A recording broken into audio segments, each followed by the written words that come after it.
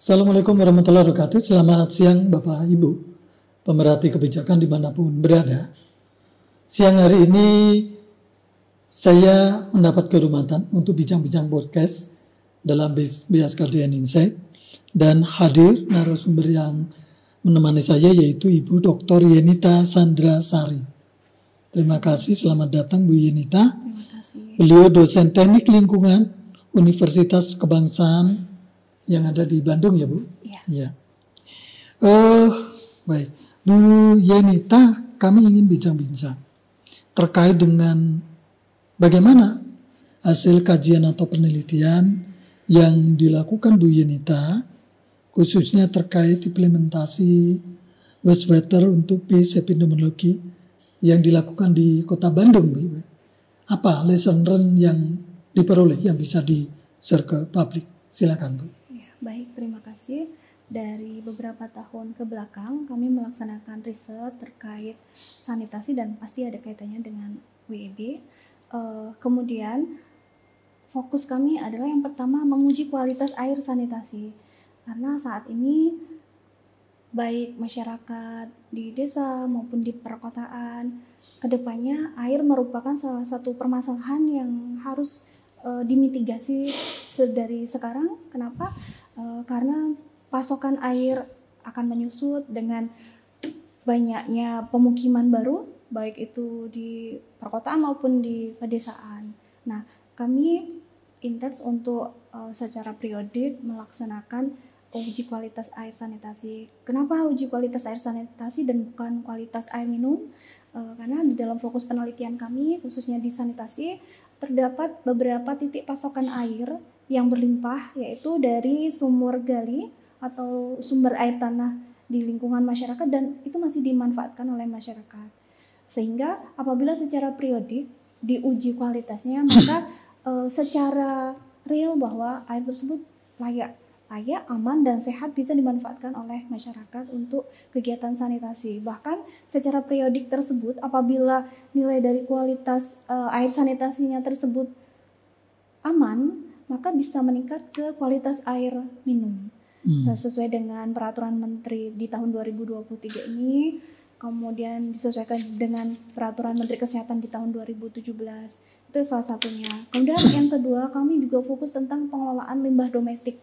Karena khususnya dari kegiatan sanitasi MCK ya Pak ya, limbah domestik ini adalah salah satu penyumbang tercemarnya sungai. Karena di Bandung salah satu bagian kota yang dikelilingi oleh aliran sungai, dari hulu apabila hujan deras beberapa jam saja, maka terdapat beberapa titik genangan air, bahkan kemudian banjir karena sudah tidak mampu lagi menahan debit air. Selain itu kemudian kualitas air, pengelolaan limbah, dan kami juga mengevaluasi tingkat keberhasilan dari program sanitasi total berbasis masyarakat. Demikian. Bu, terkait dengan metodologi yang dipakai dengan metode BBE ini ya, yang dilakukan uji coba, tentu kan ini butuh penyiapan SDM-nya ya, tenaga-tenaga teknis di lapangan. Kemudian yang kedua juga pemilihan sampel di lokus. Iya, betul. Apa dasar pertimbangan pemilihan lokus untuk menjadi sampelnya gitu. Misalnya salah satu contoh misalnya pemilihan satu lokus daerah pinggiran sungai misalnya, bantaran sungai atau daerah yang memang padat penduduk gitu. Nah, pemilihan baik SDPN maupun pemilihan untuk lokasi ini relatif apa dasar pertimbangannya Bu? Baik, terima kasih. Karena di dalam riset ini dikhususkan untuk permukiman padat dan permukiman padat. Ya, jadi sesuai dengan data BPS, maka 4 kecamatan yang dipilih adalah 4 kecamatan dengan jumlah penduduk terpadat di Kota Bandung. 4 kecamatan ya? Ya, betul. Iya. Ini tahun 2024 Bu?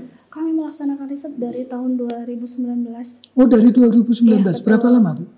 Kalau prosesnya dari 2019 sampai 2024. Sampai 2024? Iya, betul. Iya. Untuk dukungan anggarannya ini dari mana Bu? Pemda atau dukungan ada Kalau lembaga kebetulan untuk dukungan pembiayaan, karena saya tahun yang lalu adalah mahasiswa S3 di Universitas Diponegoro. Jadi terima kasih telah mendapatkan beasiswa dari Ristek Dikti BPDN dan juga dana riset untuk disertasi dosen. Jadi ada dua pembiayaan dari Ristek. Iya. Ya, memang ke depan itu dana-dana riset ya di era tahun ini karena efisiensi anggaran Bu ya. Dana riset juga banyak terkenal untuk efisiensi anggaran. Tetapi kegiatan-kegiatan riset itu kan mestinya tidak berhenti di dana pemerintah. Harusnya dicari sumber-sumber anggaran lain yang tidak terbatas APBN atau APBD. Ya. Artinya bisa kolaborasi dengan berbagai pihak. Di dalam kegiatan riset yang Ibu lakukan, apakah itu juga melibatkan kolaborasi dengan stakeholder lain, Bu? Betul, kalau untuk penelitian saya khususnya tentang sanitasi ini berkolaborasi dengan BRIN. Oh, dengan BRIN. Ya. Iya. Artinya ada tenaga-tenaga peneliti BRIN yang ikut terlibat, Bu ya. Iya. Iya. Kemudian dari hasil kajian dan penelitian yang dilakukan, apa kira-kira rekomendasi yang bisa dilahirkan, Bu? Khususnya kan ini untuk pemerintah daerah setempat. Iya, betul. Iya. Ini bisa digunakan untuk daerah lainnya. Oh iya. Iya. Jadi permasalahan limbah domestik itu memang secara keberlanjutan tuh harus diatasi. Kenapa? Karena jumlah penduduk yang semakin meningkat, kemudian keterbatasan lokasi, keterbatasan lahan, maka limbah tersebut secara dini harus diupayakan untuk dapat teratasi. Salah satunya karena untuk pemukiman padat, apabila melakukan kemudian upaya pipa perpipaan di PDAM memang sudah dilaksanakan, tetapi karena ya pasti ada keterbatasan dan tidak bisa menjangkau, ya maka di dalam pengelolaan limbah tersebut ada beberapa skenario yang bisa dilaksanakan. Intinya limbah dari kegiatan sanitasi tersebut tidak langsung masuk ke sungai dan bisa diakomodir untuk dilakukan pengolahan oleh pihak PDAM. Karena kan ada ini IPAL di daerah mungkin di Bandung kan juga ada seperti itu. Jadi dari skenario tersebut agar limbah tersebut keluar dari zona padat pemukiman tersebut ya diangkut secara manual dengan gerobak. Ini adalah beberapa skenario ya Pak ya, karena kalau misalnya memaksakan untuk disedot juga mau berapa meter dan sangat sulit untuk diakses seperti itu. Nah, sebenarnya penelitian tentang pengolahan limbah domestik itu sudah banyak ya Pak ya, tetapi mungkin belum menyeluruh.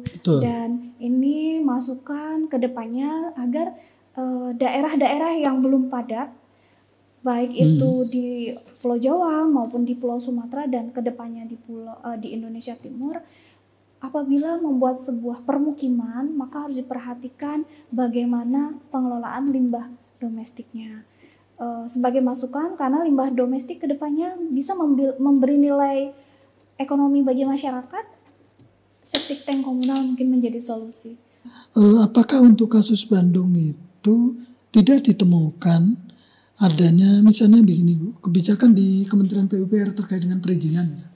Kalau mau membangun kawasan permukiman, harusnya mulai ada untuk kawasan untuk area untuk pengelolaan limbah gitu. Apakah di kebijakan Kementerian PUPR ada atau tidak regulasi itu? Betul. Untuk program sanitasi sebenarnya ada pembuatan septic tank komunal seperti itu ya. Tetapi ada beberapa titik kenapa pembangunannya harus di pinggir kali. Karena ketika itu penuh, mungkin bisa jadi proyek masuk kembali ke dalam sungai. Gitu. Efisiensi pembiayaan oleh masyarakat tetap itu akan masuk ke sungai juga limbahnya. Gitu Bu ya. Mungkin menjadi evaluasi kalau misalnya membuat septic tank komunal, baik itu pada fasilitas sanitasi bersama atau toilet komunal maupun perumah tangga. Karena apabila tetap dibangun di dekat sungai, ya kemungkinan besar tetap kembali ke dalam sungai. Gitu. Relatif itu cenderung yang dilakukan oleh pengembang perumahan yang ada di bantaran sungai Bu ya? Bukan. Kalau di permukiman padat penduduk yang memang bukan perumahan itu sangat sulit. Maka sebaiknya dicari solusi atau membeli lahan atau seperti apa, tapi jangan di dekat sungai. Itu yang pertama. Kemudian meskipun sudah di kota ada beberapa lahan yang dibangun kembali. Nah, itu pun diperhatikan akses air limbahnya mau kemana seperti itu. Karena kebijakan memang sudah ada, tapi kadang masyarakatnya yang menyalahgunakan keputusan tersebut.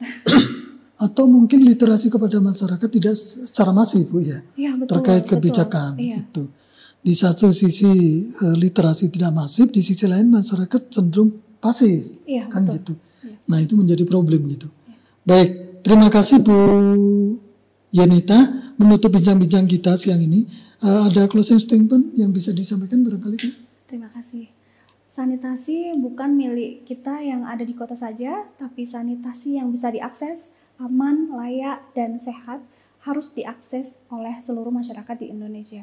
Kita sebagai kaum akademisi ataupun sebagai bagian dari elemen masyarakat bersama-sama bukan hanya tanggung jawab pemerintah di dalam menanggulangi permasalahan lingkungan, tetapi kita juga sebagai bagian dari masyarakat harus ikut berpartisipasi. Demikian. Baik, terima kasih Bapak Ibu. Demikian bincang-bincang kita singkat dengan Ibu Dr. Yenita Sandra Sari.